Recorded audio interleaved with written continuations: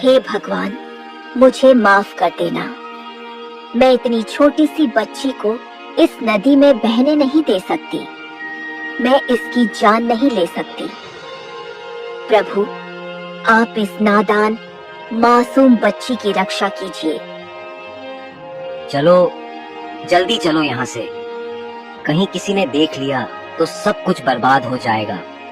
और अगर राजा को पता चला कि हमने इसकी जान नहीं ली तो वो हमें भी नहीं छोड़ेंगे। जल्दी चलो यहाँ से, वरना बहुत देर हो जाएगी।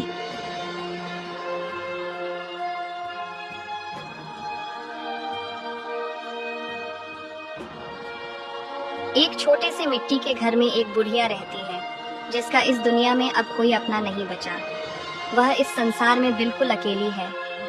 कुछ साल पहले उसके पति उसे हमेशा के लिए छोड़कर चले गए और उसकी गोद कभी बेटे बेटी की किलकारियों से नहीं भर पाई। अब बूढ़ी काकी अपनी सूनी जिंदगी और पेट की आग बुझाने के लिए थके हुए शरीर के बावजूद जमींदार के यहाँ दिन रात मेहनत करती है। कमला काकी, जरा जल्दी नदी पर जाइए और ताजी ताजी मछलियाँ पकड़ लाइए। आज तो बड़ा मन हो रहा है मछली खाने का। और हाँ, ज्यादा देर मत लगाइएगा।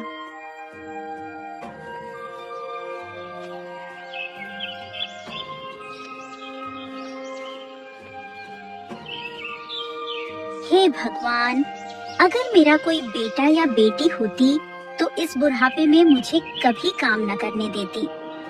मेरी आंखें अब धुंधला देखती हैं, घुटनों में इतना दर्द है कि ठीक से चल भी नहीं पाती। लेकिन देखो, फिर भी कितने कितने काम मुझे करने पड़ रहे हैं।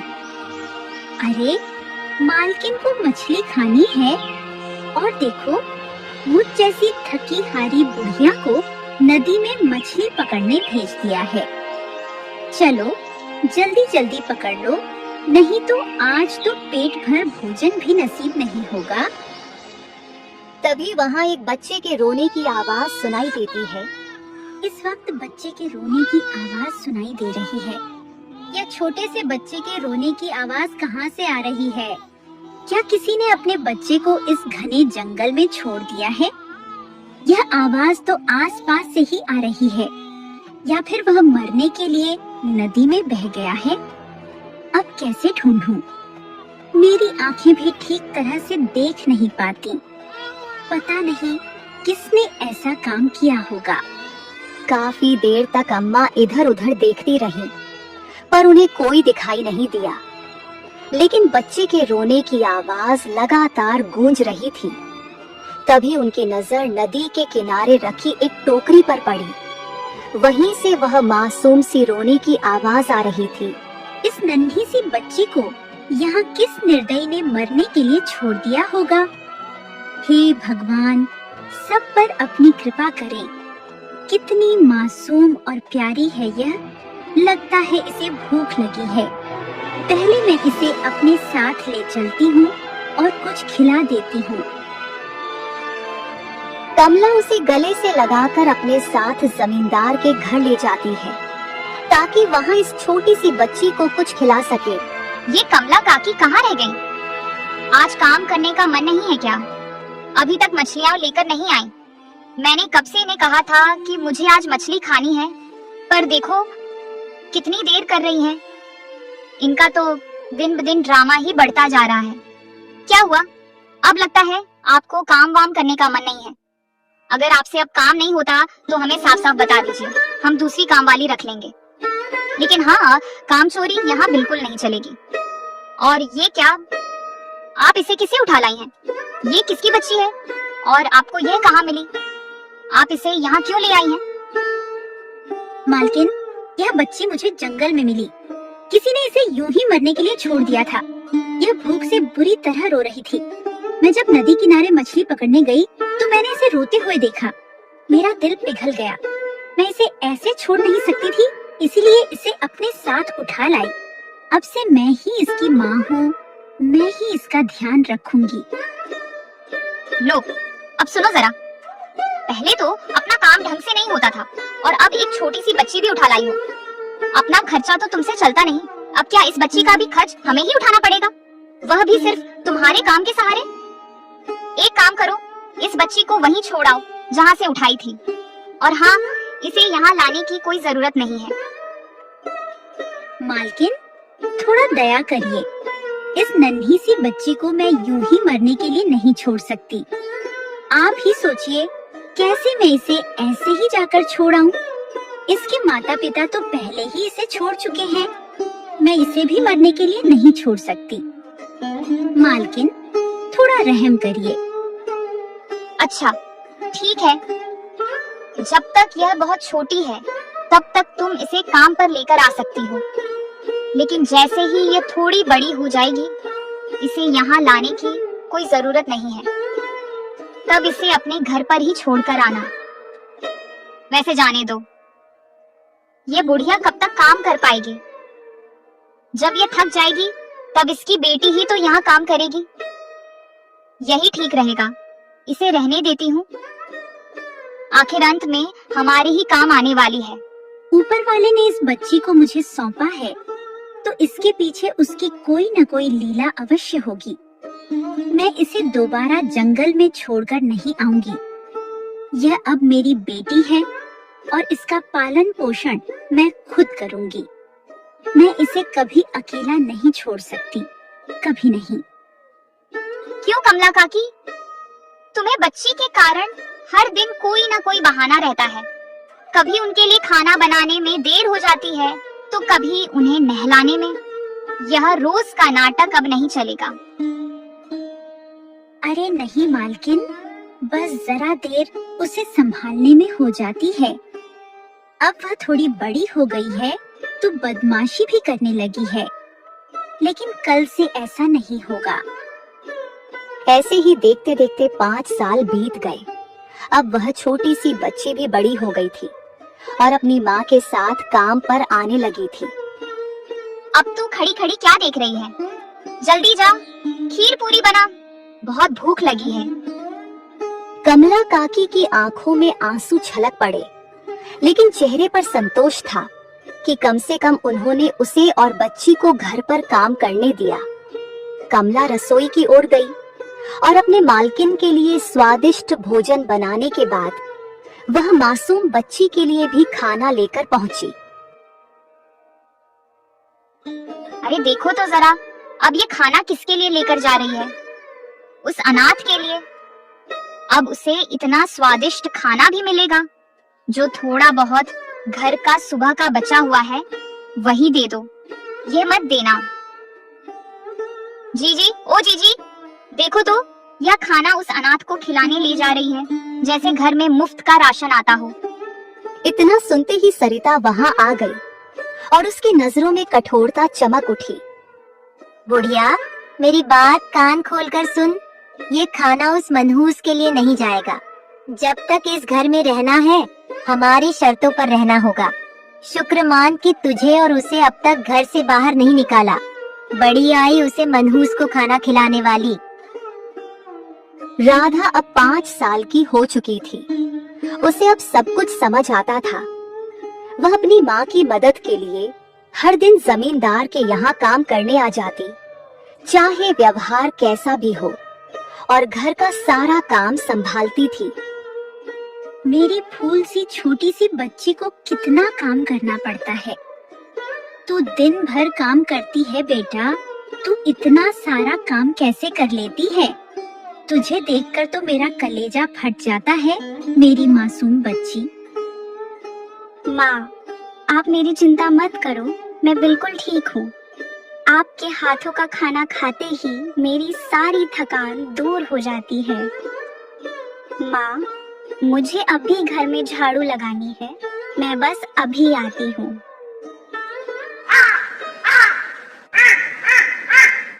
कहाँ चली महारानी? रसोई का सारा काम किया या दिन भर ऐसे ही खेलते हुए गुजार दिया? आंगन की झाड़ू लगाई और मेरी साड़ी धोई या नहीं? बस मालकिन, झाड़ू लगाना बाकी है, बाकी सारा काम हो गया है। तू बाद में काम करना, पहले सुन, जो मेरे गले का हार तूने चोरी किया है, पहले वह मुझे दे। मुझे पूरा विश्वास है कि इसी मनहूस ने ही वह चुराया होगा। आप कैसी बातें कर रही हैं? मैं आपका सोने का हार क्यों चुराऊंगी? मैं तो आपकी अनुमति के बिना किसी चीज को छूती भी नहीं। फिर चोरी करने का तो सवाल ही नहीं उठता। कृपया मुझ पर ऐसा घिनौना आरोप मत लगाइए। मैं ऐसा करने के बारे में कभी सोच भी नहीं सकती। इस घर में मैं बिना अनुमति किसी चीज को छूती तक नहीं। और आप कह रही हैं कि मैं आपका हार चुरा सकती हूँ। यह बहुत बड़ी बात है जो आप कह रही हैं।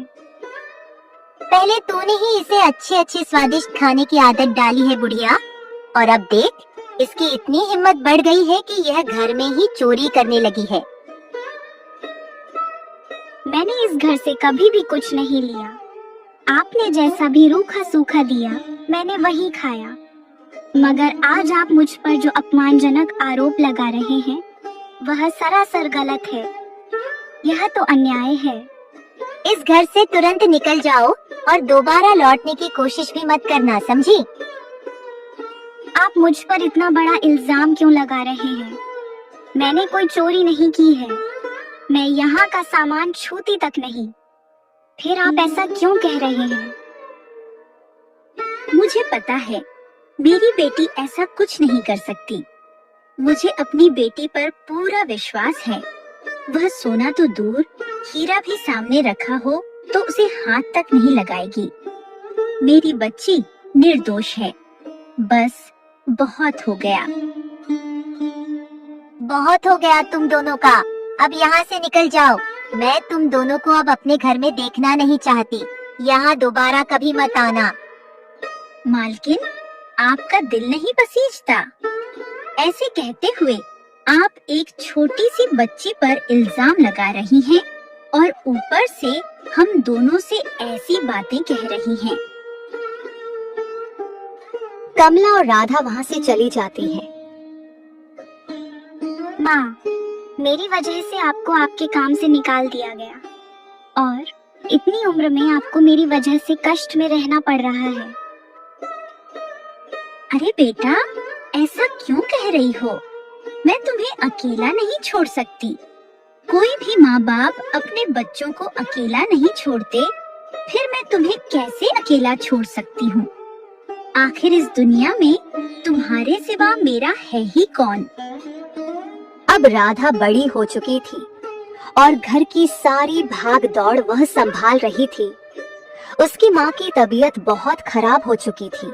पैरों में भी काफी दर्द रहने लगा था।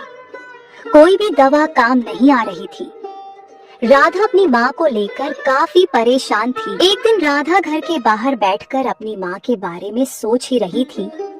तभी वहाँ एक गरीब भिखारी आया और उसने राधा से कुछ खाने के लिए मांगा। कुछ खाने को दे दो बेटा, अगर कुछ है तो। मुँह गरीब पर रहम करो, बहुत भूख लगी है। हाँ बाबा, अभी लेकर आती हूँ।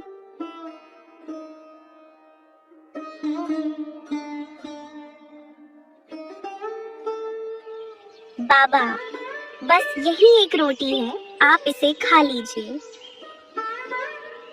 क्या हुआ बेटी, तुम बहुत परेशान लग रही हो। बाबा, मेरी माँ बहुत बीमार है।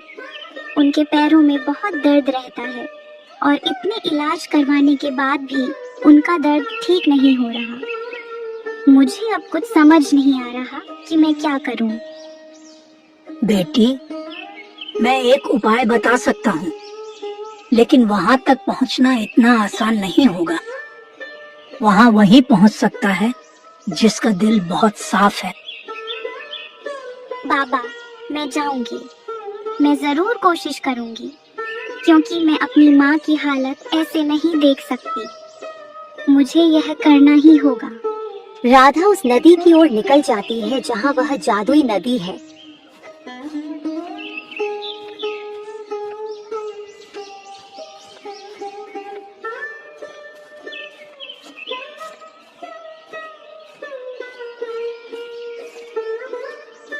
राधा चलते चलते थककर एक पेड़ के नीचे बैठ जाती है।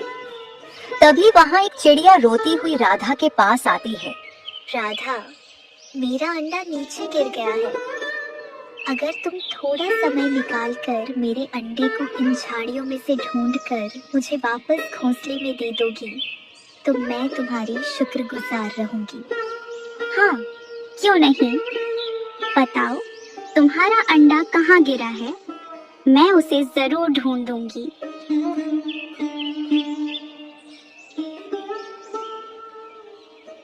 राधा चिड़िया के अंडे को ढूंढकर उसे वापस घोंसले में दे देती है। फिर राधा आगे बढ़ने लगती है। रास्ते में उसे एक बूढ़ा व्यक्ति मिलता है जिसे चलने में बहुत तकलीफ हो रही थी। क्या तुम मुझे इसे पहाड़ी तक छोड़ दोगी? मुझे बहुत चलने में तकलीफ हो रही है। क्यों नहीं बाबा, मैं आपकी मदद जरूर करूंगी। चलिए बताइए, मुझे आपको कहाँ तक जाना है?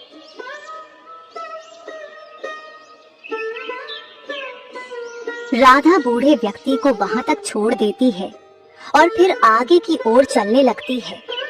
तभी उसे नदी दिखाई देती है और राधा वहां तक पहुंच जाती है। तभी नदी से आवाज आती है, आओ राधा, मैंने तुम्हारे जैसी सच्ची और ईमानदार लड़की आज तक नहीं देखी। यहाँ तक कोई और नहीं पहुँच पाया। तुम पहले हो जो यहाँ तक आ पाई हो। ये ले लो और अपनी माँ को पिला दो। तुम्हारी माँ तुरंत ठीक हो जाएगी। अरे, आपको मेरा नाम कैसे पता चला और आपको कैसे पता चला कि मैं यहाँ आ रही हूँ? मैं सब कुछ जानती हूँ राधा। अब यह पानी ले जाकर अपनी माँ को पिला दो, वह बिल्कुल ठीक हो जाएंगी।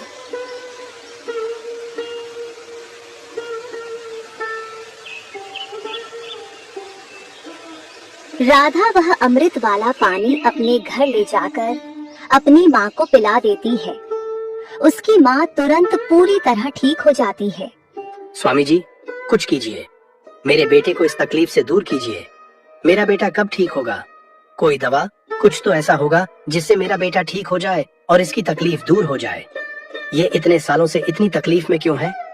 ऐसा कोई तो कारण होगा। हाँ राजा जी, मैं एक बहुत ज्ञानी साधु को जानता हूँ जो देखते ही बता देते हैं कि कोई इंसान कष्ट में क्यों है।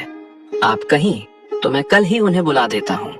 आप उनसे एक बार मिलकर राजकुमार के बारे में पता लगाने की कोशिश कीजिए। आखिर राजकुमार के साथ क्या हो रहा है? उसकी तकलीफ दूर क्यों नहीं हो रही? कोई दवा या दुआ काम क्यों नहीं कर रही?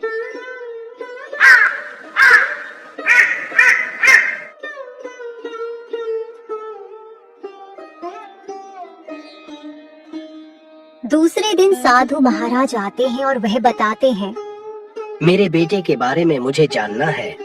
मेरे बेटे के साथ क्या हो रहा है? उसकी तकलीफ क्यों नहीं दूर हो रही? उसका कष्ट क्यों नहीं मिट रहा? आंखें, मेरे राज्य का वह एक ही तो आश्रय है। अगर इसे कुछ हो गया तो इस राज्य का क्या होगा?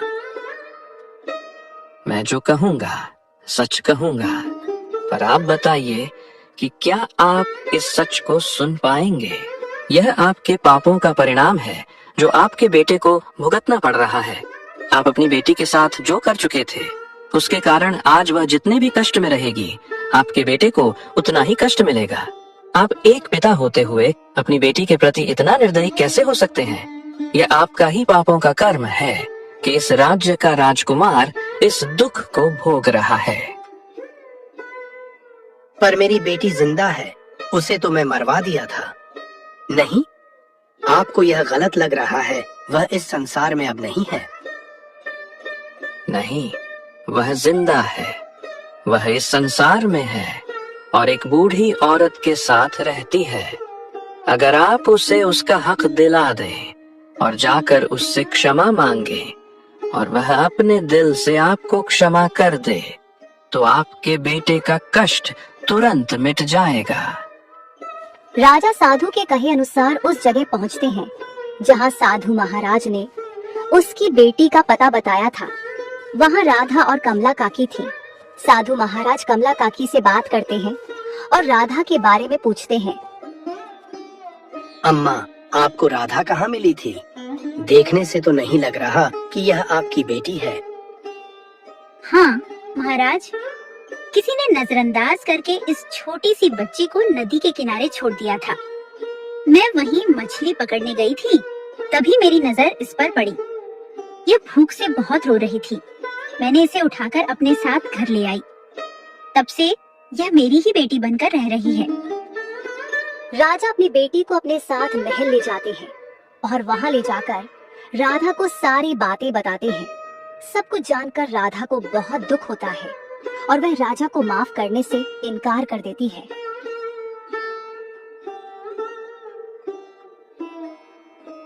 मैं आप जैसे निर्दयी इंसान को कभी माफ नहीं कर सकती। चलो माँ, यहाँ से चलें। मुझे इनका चेहरा भी नहीं देखना। बेटा, एक बार मुझे माफ कर दो, नहीं तो तुम्हारा भाई कभी ठीक नहीं हो पाएगा। मेरे बुरे कर्मों का परिणाम तुम्हारे भाई को भुगतना पड़ेगा। मुझे माफ कर दो बेटा, सिर्फ अपने भाई के लिए मुझे माफ कर दो। ठीक है, मैं अपने भाई के लिए, सिर्फ और सिर्फ अपने भाई के लिए आपको माफ करती हूँ। लेकिन हाँ, मैं अपनी माँ के बिना कहीं भी नहीं रहूंगी। मैं जहाँ रहूंगी मेरी माँ वहीं साथ रहेंगी। अगर आपको यह मंजूर है तभी मैं आपके महल में रहने के लिए आऊंगी। राधा अपने भाई के लिए अपनी बूढ़ी माँ के साथ पिता के महल में आ जाती है। महल में कदम रखते ही मानो कोई चमत्कार हो जाता है।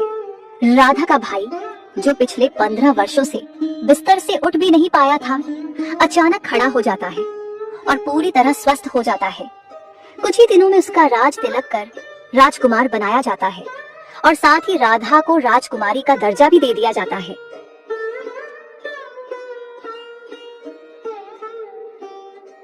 जी, देखो ना, ये वही नौकरानी है, लेकिन ये यहाँ क्या कर रही है?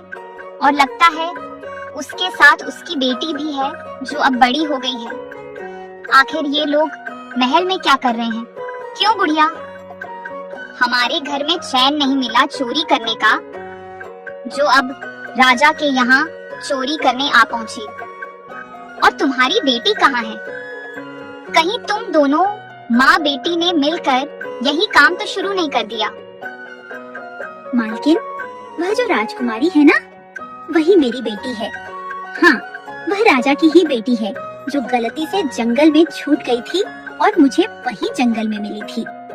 आप कहें तो मैं जाकर राजा को सब बता दूं कि आपने इसके साथ कितने बुरे व्यवहार किए थे।